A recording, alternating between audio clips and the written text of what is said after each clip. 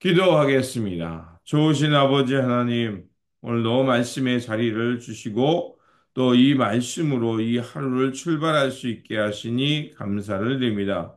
오늘도 우리에게 주신 말씀 붙들고 이때를 잘 분별하게 하여 주시고 무엇보다도 하나님의 은혜로 얻은 것을 가지고 착각하지 않게 하여 주시고 주님께서 은혜 가운데 주신 것을 잘 선용하여 하나님 나라, 하나님의 영광을 드러내는 그 삶의 자리로 사용하며 선용하며 또 살아가는 저희들 될 수 있도록 도와주시옵소서.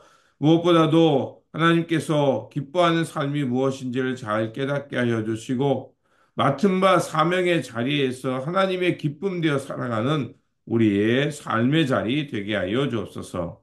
말씀으로 나아갑니다. 성령님 도와주시옵소서. 우리 구주 예수 그리스도 이름으로 기도드립니다. 아멘. 오늘 우리에게 주신 말씀은 에스겔서 28장 1절에서 10절입니다. 주님께서 나에게 말씀하셨다. 사람아, 두로의 통치자에게 전하여라. 나 주 하나님이 이렇게 말한다. 너의 마음이 교만해져서 말하기를 너는 내가 신이라고 하고 내가 바다 한가운데 신의 자리에 앉아 있다고 하지만 그래서 내가 마음속으로 신이라도 된 듯이 우쭐대지만 너는 사람이요 신이 아니다. 너는 다니엘보다 더 슬기롭다. 아무리 비밀스러운 것이라도 내게 드러나지 않는 것이 없다. 너는 지혜와 총명으로 재산을 모았으며 내 모든 창고에 금과 은을 쌓아 놓았다. 너는 무역을 해도 큰 지혜를 가지고 하였으므로 내 재산을 늘렸다. 그래서 내 재산 때문에 내 마음이 교만해졌다. 그러므로 나 주 하나님이 말한다. 내가 마음속으로 신이라도 된 듯이 우쭐대니 내가 이제 이방 사람들 가운데서도 가장 잔인한 외국 사람들을 데려다가 너를 치게 하겠다. 그들이 칼을 빼서 내 지혜로운 성취한 아름다운 상품을 파괴하고 내 영화를 더럽힐 것이다. 그들이 너를 구덩이에 내 던지면 너는 맞아 죽는 사람처럼 바다 한가운데서 죽을 것이다. 너를 죽이는 사람들 앞에서도 내가 신이라고 내가 감히 말할 수 있겠느냐? 내가 사람들의 손에 찔려 죽을 것이다. 너는 사람이요, 신이 아니다. 내가 외국 사람들의 손에 할례 받지 못한 사람과 같이 죽을 것이다. 내가 말하였기 때문에 나주 하나님의 말이다. 아멘. 오늘 본문 말씀은 두로 왕의 교만에 대해서 심판하시는 말씀입니다.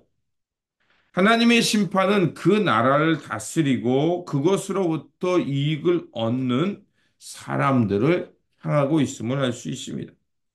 에스겔은 두로 왕이 두로와 같은 운명이 될 것이라고 예언합니다. 그 이유는 바로 그가 교만하면서 2절과 9절에 뭐라고 되어 있냐면 나는 신이다. 나는 이뭐 세상 모든 것보다 지혜롭다라고 말하는 그것에 대해서 하나님은 뭐라고 말하냐면 너는 사람이요 신이 아니다라고 말하고 있습니다. 이 말은 바로 두로 왕의 잘못이 무엇인지 한마디로 짤막하게 요약해 주고 있습니다. 그래서 2절에 이렇게 되어 있습니다. 사람아, 두로의 통치자에게 전하여라. 나주 하나님이 이렇게 말한다. 너의 마음이 교만해져서 말하기를 너는 내가 신이라고 하고 내가 바다 한가운데 신의 자리에 앉아 있다고 하지만 그래서 내가 마음속으로 신이라도 된 듯이 우쭐대지만 너는 사람이요 신이 아니다라고 이렇게 말하고 있습니다. 두로 왕은 자신을 치켜 세우면서 자신은 다니엘보다 지혜롭고 세상 모든 만물을 깨달았기 때문에 이렇게 화려하고 많은 풍요를 누릴 수 있다. 그러면서 신이라고 생각했습니다. 하지만 그가 깨닫지 못한 것이 있죠. 그는 한낱 인간에 불과하다는 것입니다. 그럼에도 불구하고 그는 많은 지혜를 통해서 큰 재물을 얻게 되자 스스로를 높이며 신이라고 우기며 우쭐 되었던 것입니다. 그래서 하나님은 그가 쌓아 올린 풍요와 권력, 그 심한 착각에 빠져 있는 것을 심판하시겠다고 말합니다. 그러면서 하나님은 그에게 분명히 이 땅을 창조하시고 다스린 자가 누구신지 분명하게 드러내겠다고 6절에서 7절은 이렇게 말합니다. 그러므로 나주 하나님이 말한다. 내가 마음속으로 신이라도 된 듯이 우쭐대니 내가 이제 이방 사람들 가운데서도 가장 잔인한 외국 사람들을 데려다가 너를 치게 하겠다.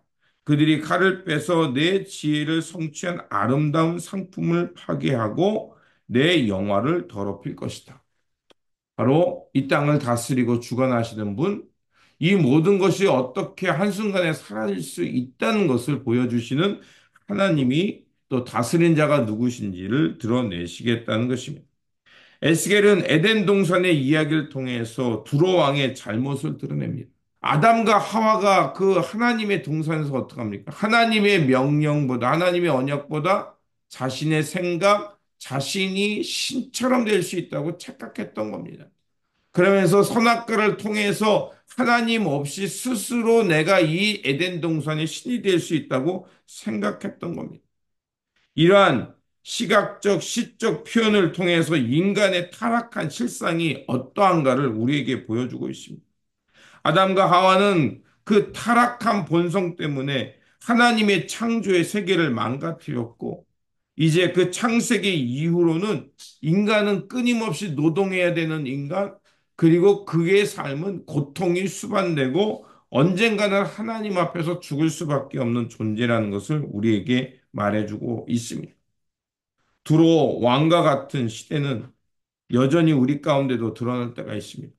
하나님을 떠나 자신들이 모든 역사를 끊임없이 주관하고 이끌고 내가 신처럼 될 수 있다고 착각하는 것은 반복되고 있습니다.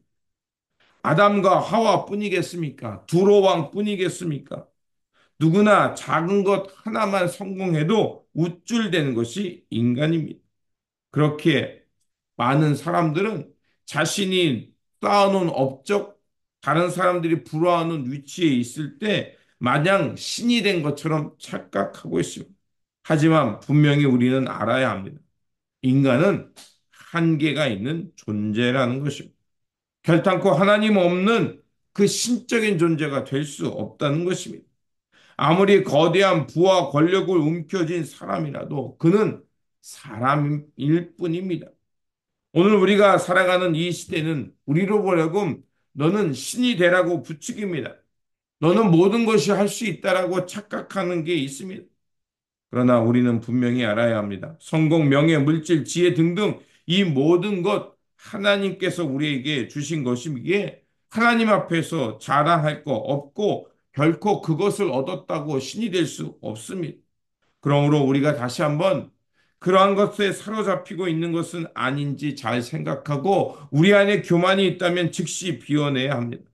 그러므로 매일매일 삶 속에 우리가 말씀을 통해서 이 하루를 출발하고 하나님의 지혜를 얻고자 하는 것처럼 다시 한번 우리의 삶이 십자가 앞에서 날마다 새로워지고 우리의 자금을 직시하면서 겸손한 마음으로 예수 그리스도께서 걸어가신 그 주님의 길을 따라서 다시 한번 하나님께서 이끄시는 그 생명의 삶, 하나님의 영광을 드러내는 삶을 그 살아가시길 주님의 이름으로 축원드립니다.